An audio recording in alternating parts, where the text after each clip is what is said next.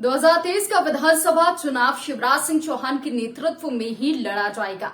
चुनाव में शिवराज का नेतृत्व और मुख्यमंत्री के रूप में उनकी दावेदारी अटल है। बीच बीच में संध्या की सक्रियता को देख सीएम शिवराज के चेहरे को लेकर अटकलें चल रही थी, लेकिन अब उन अटकलों पर विराम लग चुका है। अब संध्या समर्थक और विधायक व मंत्री भी ये मानने लगे हैं कि मध्य प्रदेश में शिवराज ही सिरमौर हैं।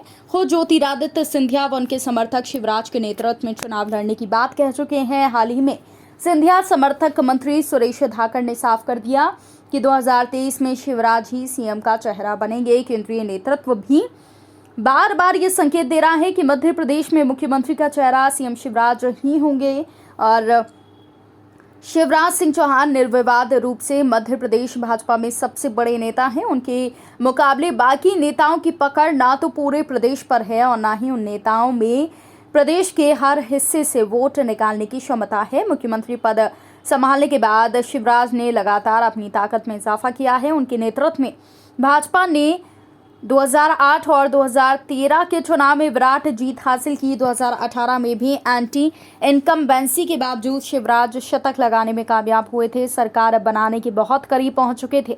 इस बार 2018 के परिणामों से सबक लेते हुए शिवराज ताबड़तोड़ मेहनत कर रहे हैं और संगठन व सरकार में उनकी बैठकों का दौर जारी है। उन्होंने डिनर पर मंत्रियों से भी चर्चा की है। शिवराज 25 और 26 नवंबर को एक बार फिर मंत्रियों के साथ बैठने वाले हैं। इस दौरान मंत्रियों के परफॉर्मेंस पर भी चर्चा होगी।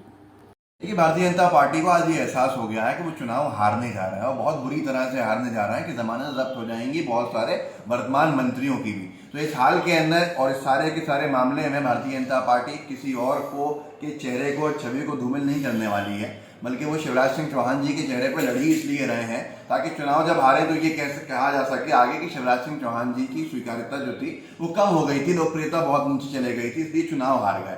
लेकिन किसी का भी चेहरा रखेंगे अगर शिवराज जी के अलावा भी तो भी चुनाव हारेंगे ही।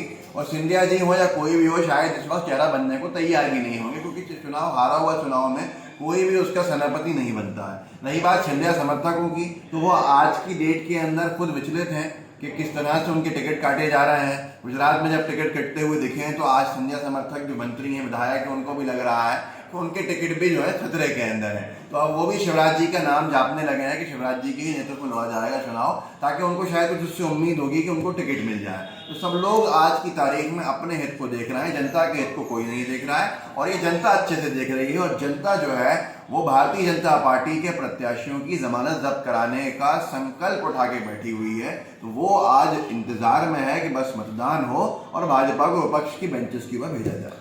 और सर 25 और 26 तारीख को एक बड़ी बैठक भी बुलाई है, मंत्रियों से 1-to-1 चर्चा भी करें। भारतीय जनता पार्टी के बार बार जो संगठन है और बार बार जो शिवराज जी की सरकार है, शिवराज जी हो या संगठन के मुखिया हो, वो मंत्रियों से सिर्फ हिसाब किताब ये ले रहे हैं कि जनता में विरोध क्या है, विरोध की क्या स्थिति है। तो आज कोई इनको जनता से मतलब नहीं है। आज मेन मतलब है कि जनता में भाजपा की छवि कैसी है। तो शायद इसीलिए बुलाया गया होगा मंत्रियों को भी कि वो भाजपा की छवि को बता सकें जो उनको विरोध का सामना करना पड़ रहा है और पड़ सकता है। कुछ भी कर लें, बैठकों में बैठक करें, अपने पुराने फॉर्मूले पे आ जाएं, भोजन बैठक विश्राम, जनता विश्राम कराएगी। देखिए, जिस कांग्रेस पार्टी के आरोप की आप बात कर रहे हैं, वो कांग्रेस पार्टी पूरे देश भर में 2.5 राज्यों में सिमट कर रह गई है। आज़ादी के आंदोलन से निकली हुई पार्टी के पास अपने खुद के कार्यकर्ता नहीं है। राष्ट्रीय अध्यक्ष भी रिमोट कंट्रोल से बनाना पड़ता है, जिस प्रकार से पूर्व में प्रधानमंत्री दिया था।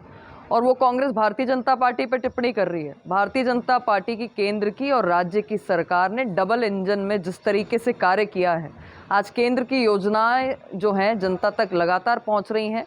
राज्य में लगातार जनता के उत्थान के लिए कार्य किया जा रहा है। सबके साथ सबका विकास के एजेंडे के साथ भारतीय जनता पार्टी चल रही है।